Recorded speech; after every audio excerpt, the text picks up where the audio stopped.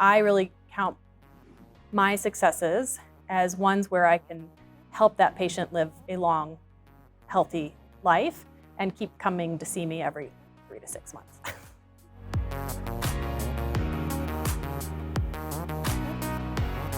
My name's Erin Ward. I'm a surgical oncologist at the Huntsman Cancer Institute.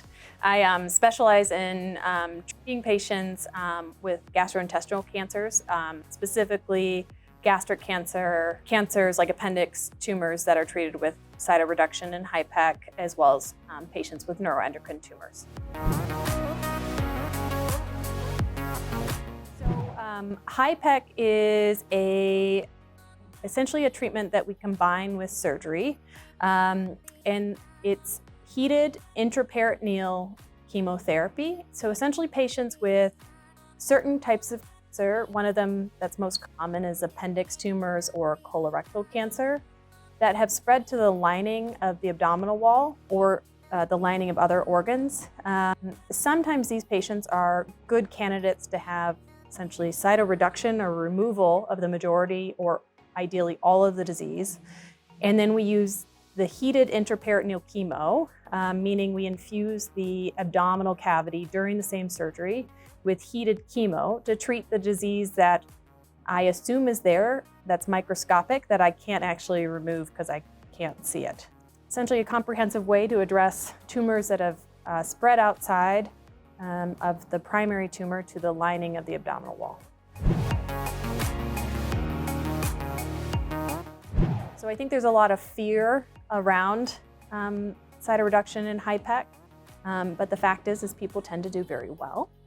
I think the other thing that's sometimes a misconception is the idea that everyone's a good candidate for this surgery. There are a lot of things that help guide our decisions about who is a good candidate, and also some of what goes into that is what disease patients have. There's a couple different themes to my research. One of the things I'm most interested in is understanding how optimizing people's psychosocial health or their mood or their social support at home can have an impact on how well they recover from surgery. So some of the research I'm starting right now and working on with the Wellness Center is how can we introduce new ways to help people optimize their both psychological health as well as their social health prior to surgery and then in the immediate post-op period. Patients would probably be very surprised to learn that I was born in Africa. My father was in wheat breeding and was helping farmers locally establish new breeds of wheat that would help more consistently provide food for their local population. And he was over there working internationally, and that's how I ended up there. I think one of the main things that drew me to surgery was just the opportunity to do something concrete for patients. It's really fulfilling to be able to help somebody go through their symptoms and come up with something that can potentially be fixed.